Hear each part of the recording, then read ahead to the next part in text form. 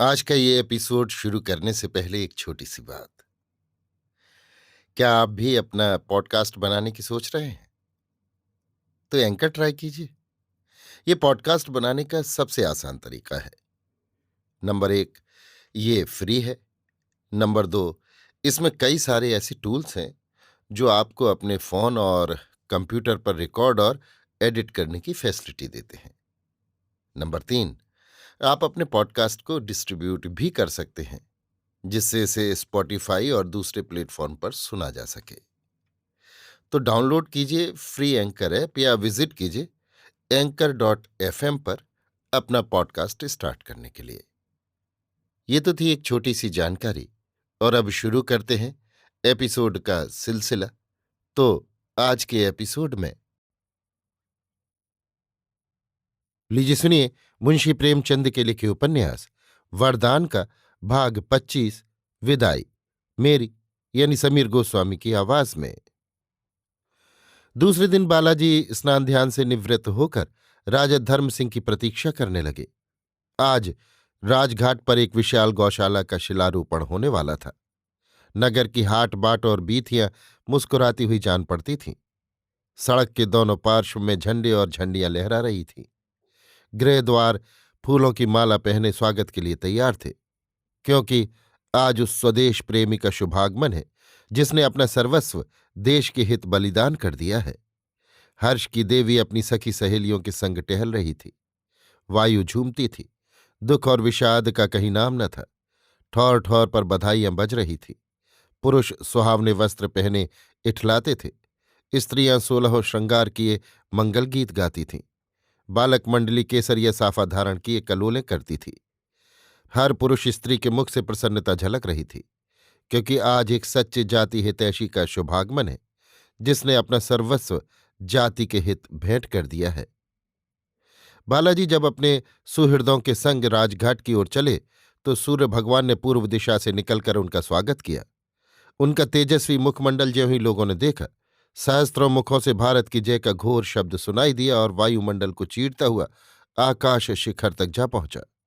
घंटा और शंखों की ध्वनि निनादित हुई और उत्सव का सरस राग वायु में गूंजने लगा। जिस प्रकार दीपक को देखते ही पतंगे उसे घेर लेते हैं, उसी प्रकार बालाजी को देखकर लोग बड़ी शीघ्रता से उनके चतुर्दिक एकत्र हो गए।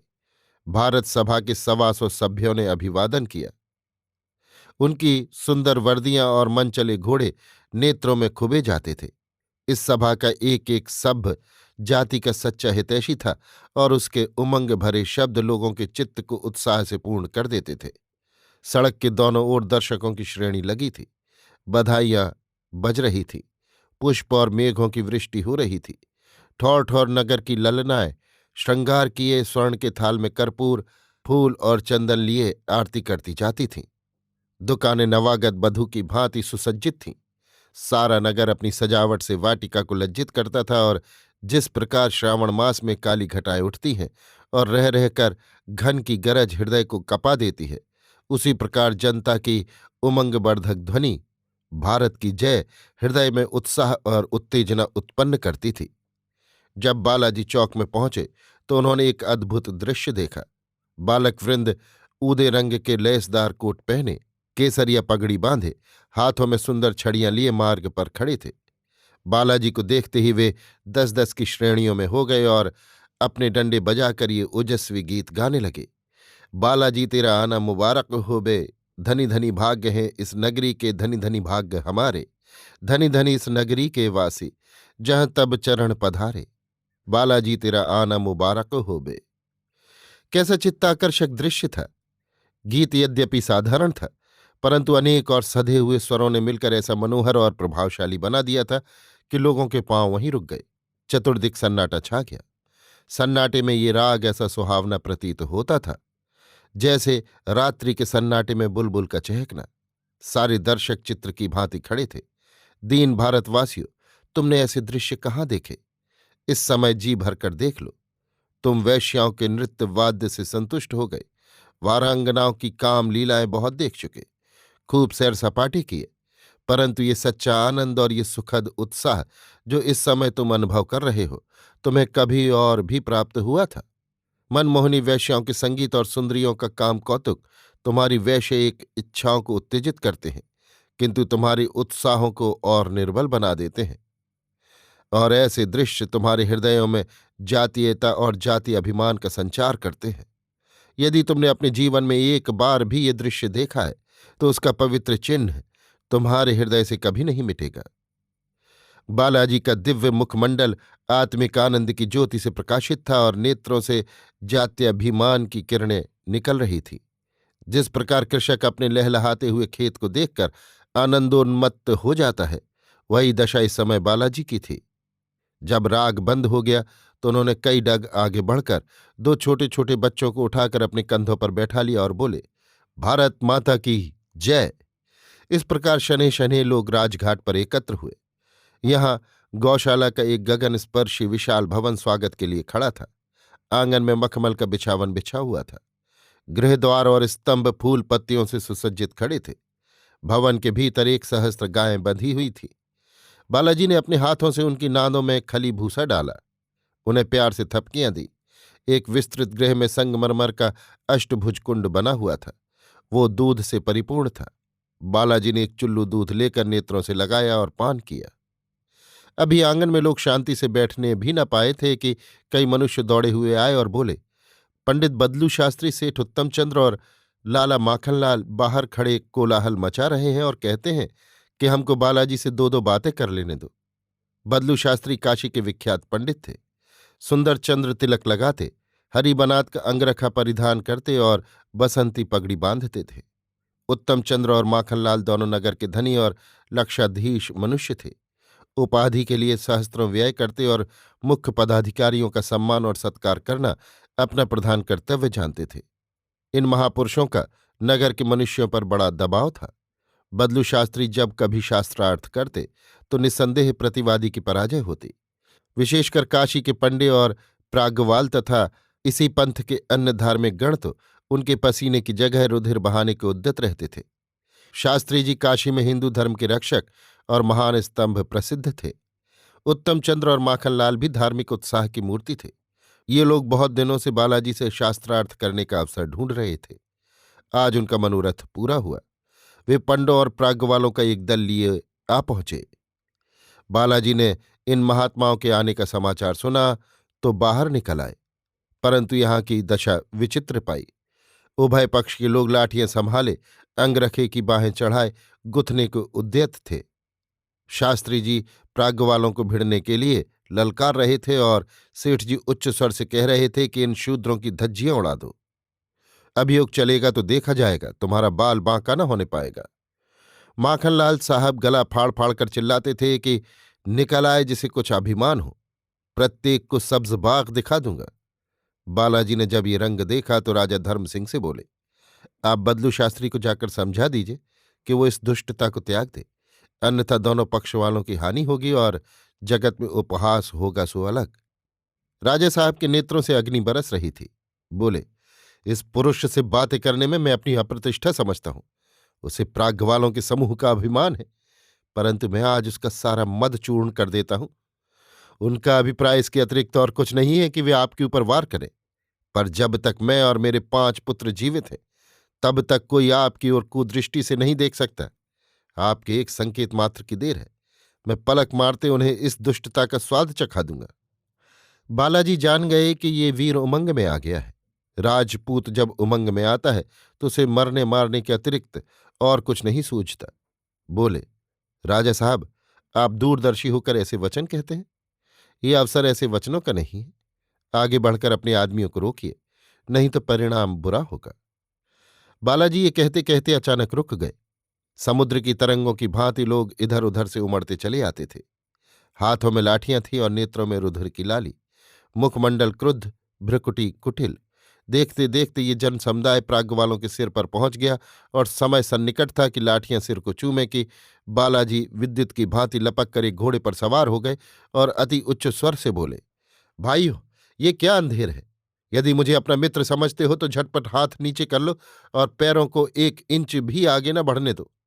मुझे अभिमान है कि तुम्हारे हृदयों में वीरोचित क्रोध और उमंग तरंगित हो रहे हैं। क्रोध एक पवित्र उद्वेग और पवित्र उत्साह है, परंतु आत्मसंवरण उससे भी अधिक पवित्र धर्म है।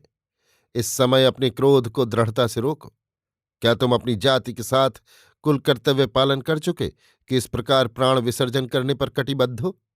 क्या तुम दीपक लेकर भी कूप में गिरना चाहते हो?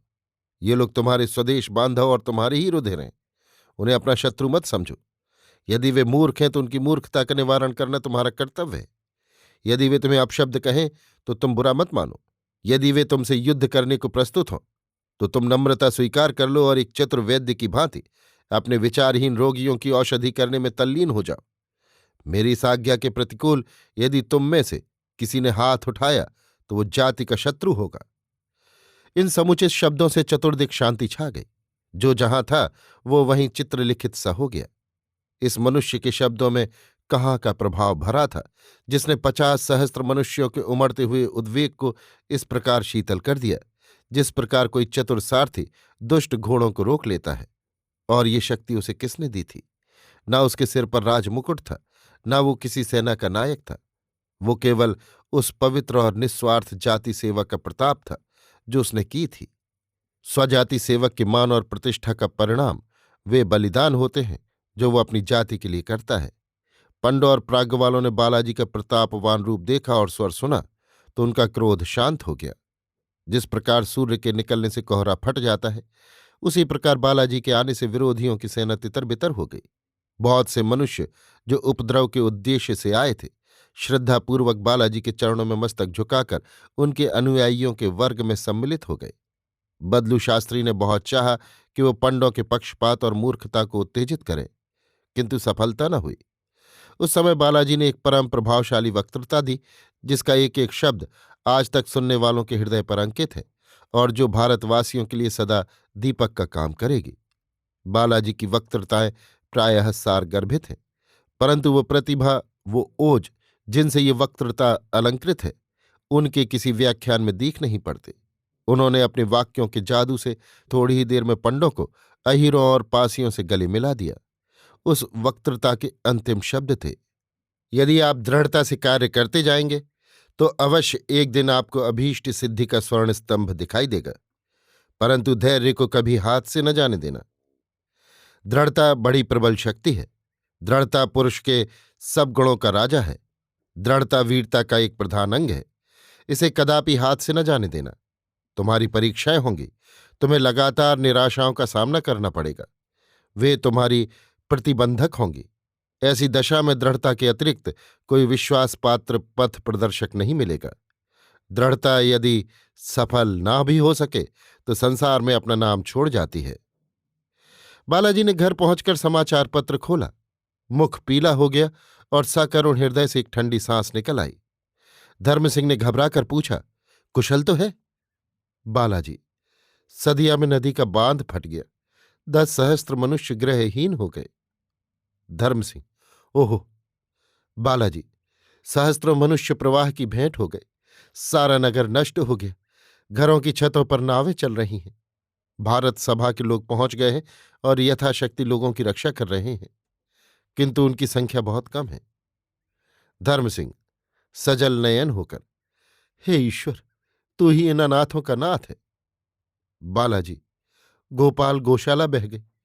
1 सहस्त्र गायें जल प्रवाह की भेंट हो गई। 3 घंटे तक निरंतर मूसलाधार पानी बरसता रहा। 16 इंच पानी गिरा। नगर के उत्तरीय विभाग में सारा नगर एकत्र है। न रहने को गृह है, न खाने को अन्न। शव की राशियां लगी हुई हैं। बहुत से लोग भूखे मर रहे हैं। लोगों के विलाप और करुण क्रंदन से कलेजा मुंह को आता है। सब उत्पात पीड़ित मनुष्य बालाजी को बुलाने की रट लगा रहे हैं। उनका विचार है कि मेरे पहुंचने से उनके दुख दूर हो जाएंगे। कुछ काल तक बालाजी ध्यान में मग्न रहे। तत्पश्चात बोले, मेरा जाना आवश्यक है। मैं तुरंत जाऊंगा। आप सदिया की भारत सभा को तार दे दीजिए कि वो इस कार्य में मेरी सहायता करने को उद्यत रहें। राजा साहब ने सविनय निवेदन किया, आज्ञा हो तो मैं भी चलूं? बालाजी, मैं पहुंचकर आपको सूचना दूंगा। मेरे विचार में आपके जाने की कोई आवश्यकता न होगी। धर्मसिंह, उत्तम होता कि आप प्रातःकाल ही जाते। बालाजी, जी नहीं, मुझे यहां एक क्षण भी ठहरना कठिन जान पड़ता है। अभी मुझे वहां तक पहुंचने में कई दिन लगेंगे। पल भर में नगर में ये समाचार फैल गए कि सदिया में बाढ़ आ गई और बालाजी इस समय वहां जा रहे हैं। ये सुनते ही सहस्त्रों मनुष्य बालाजी को पहुंचाने के लिए निकल पड़े। 9 बजते बजते द्वार पर 25 सहस्त्र मनुष्यों का समुदाय एकत्र हो गया। सदिया की दुर्घटना प्रत्येक मनुष्य के मुख पर थी। लोग उन आपत्ति पीड़ित मनुष्यों की दशा पर सहानुभूति और चिंता प्रकाशित कर रहे थे। सैकड़ों मनुष्य बालाजी के संग जाने को कटिबद्ध हुए। सदिया वालों की सहायता के लिए एक फंड खोलने का परामर्श होने लगा। उधर धर्म सिंह के अंतःपुर में नगर की मुख्य प्रतिष्ठित स्त्रियों ने आज सुवामा को धन्यवाद देने के लिए एक सभा एकत्र की थी। उस उच्च प्रासाद का एक एक कोना स्त्रियों से भरा हुआ था। प्रथम वृजरानी ने कई स्त्रियों के साथ एक मंगलमय सुहावना गीत गाया। उसके पीछे सब स्त्रियां मंडल बांधकर गाते बजाते आरती का थाल लिए सुवामा के गृह पर आईं। सेवती और चंद्रा अतिथि सत्कार करने के लिए पहले ही से प्रस्तुत थीं। सुवामा प्रत्येक महिला से गले मिली और उन्हें आशीर्वाद दिया कि तुम्हारे अंक में भी ऐसे ही सपूत बच्चे खेलें। फिर रानी जी ने उसकी आरती की और गाना होने लगा। आज माधवी का मुखमंडल पुष्प की भांति खिला हुआ था। कल की भांति मात्र वो उदास और चिंतित न थी। आशाएं विष की गांठ हैं। उन्हीं आशाओं ने उसे कल रुलाया था, किंतु आज उसका चित्त उन आशाओं से रिक्त हो गया है। इसीलिए मुखमंडल दिव्य और नेत्र विकसित हैं। निराश रहकर उस देवी ने सारी आयु काट दी, परंतु आशापूर्ण रहकर उससे एक दिन का दुख भी न सहा गया। सुहावने रागों के आलाप से भवन गूंज रहा था कि अचानक सदिया का समाचार यहां भी पहुंचा और राजा धर्म सिंह ये कहते हुए सुनाई दिए, आप लोग बालाजी को विदा करने के लिए तैयार हो जाएं, वे अभी सदिया जाते हैं। ये सुनते ही अर्धरात्रि का सन्नाटा छा गया। सुवामा घबराकर उठी और द्वार की ओर लपकी, मानो वो बालाजी को रोक लेगी। उसके संग सब की सब स्त्रियां उठ खड़ी हुईं और उसके पीछे पीछे चलीं। व्रजरानी ने कहा, चची, क्या उन्हें बरबस विदा करोगी? अभी तो वे अपने कमरे में हैं। मैं उन्हें न जाने दूंगी। विदा करना कैसा? व्रजरानी, उनका सदिया जाना आवश्यक है। सुवामा, मैं क्या सदिया को लेकर चाटूंगी? भाड़ में जाए, मैं भी तो कोई हूं, मेरा भी तो उन पर कोई अधिकार है। व्रजरानी, तुम्हें मेरी शपथ, इस समय ऐसी बातें न करना। सहस्त्रों मनुष्य केवल उनके भरोसे पर जी रहे हैं। ये न जाएंगे तो प्रलय हो जाएगा। माता की ममता ने मनुष्यत्व और जातित्व को दबा लिया था, परंतु व्रजरानी ने समझा बुझाकर उसे रोक लिया। सुवामा इस घटना को स्मरण करके सर्वदा पछताया करती थी। उसे आश्चर्य होता था कि मैं आप से बाहर क्यों हो गई थी। रानी जी ने पूछा, विरजन, बालाजी को जयमाल कौन पहनाएगा? विरजन, आप। रानी जी, और तुम क्या करोगी? विरजन, मैं उनके माथे पर तिलक लगाऊंगी। रानी जी, माधवी कहाँ है? विरजन, धीरे से, उसे न छेड़ो, बेचारी अपने ध्यान में मग्न है। इसी बीच में बालाजी बाहर निकले। स्त्रियां भी उनकी ओर बढ़ीं। बालाजी ने सुवामा को देखा तो निकट आकर उसके चरण स्पर्श किए। सुवामा ने उन्हें उठाकर हृदय में लगाया। कुछ कहना चाहती थी, परंतु ममता से मुख न खोल सकी। रानी जी फूलों की जयमाल लेकर चली कि उसके कंठ में डाल दूं, किंतु चरण थर्राए और आगे न बढ़ सकी। व्रजरानी चंदन का थाल लेकर चली, परंतु नेत्र श्रावण घन की भांति बरसने लगे। तब माधवी चली। उसके नेत्रों में प्रेम की झलक थी और मुंह पर प्रेम की लाली। अधरों पर मोहनी मुस्कान झलक रही थी और मन प्रेमोन्माद में मग्न था। उसने बालाजी की ओर ऐसी चितवन से देखा जो अपार प्रेम से भरी हुई थी। तब सिर नीचा करके फूलों की जयमाला उनके गले में डाल दी, ललाट पर चंदन का तिलक लगाया। लोक संस्कार की न्यूनता थी, वो भी पूरी हो गई। उस समय बालाजी ने गंभीर सांस ली। उन्हें प्रतीत हुआ कि मैं अपार प्रेम के समुद्र में बहा जा रहा हूं। धैर्य का लंगर उठ गया और उस मनुष्य की भांति जो अकस्मात जल में फिसल पड़ा हो, उन्होंने माधवी की बाह पकड़ ली। परंतु जिस तिनके का उन्होंने सहारा लिया, वो स्वयं प्रेम की धार में तीव्र गति से बहा जा रहा था। उनका हाथ पकड़ते ही माधवी के रोम रोम में बिजली दौड़ गई। शरीर में स्वेद बिंदु झलकने लगे और जिस प्रकार वायु के झोंके से पुष्प दल पर पड़े हुए ओस के जलकण पृथ्वी पर गिर जाते हैं, उसी प्रकार माधवी के नेत्रों से अश्रु के बिंदु बालाजी के हाथ पर टपक पड़े। प्रेम के मोती थे जो उन मतवाली आंखों ने बालाजी को भेंट किए। आज से ये आंखें फिर न रोएंगी। आकाश पर तारे छिटके हुए थे और उनकी आड़ में बैठी हुई स्त्रियां ये दृश्य देख रही थीं। आज प्रातःकाल बालाजी के स्वागत में ये गीत गाया गया था। बालाजी तेरा आना मुबारक होवे। और इस समय स्त्रियां अपने मन भावन स्वरों से गा रही हैं। बालाजी तेरा आना मुबारक होवे। आना भी मुबारक था और जाना भी मुबारक है। आने के समय भी लोगों की आंखों से आंसू निकले थे और जाने के समय भी निकल रहे हैं। कल वे नवागत के अतिथि के स्वागत के लिए आए थे, आज उसकी विदाई कर रहे हैं। उनके रंग रूप सब पूर्ववत हैं, परंतु उनमें कितना अंतर है। अभी आप सुन रहे थे मुंशी प्रेमचंद के लिखे उपन्यास वरदान का भाग 25 विदाई, मेरी यानी समीर गोस्वामी की आवाज में।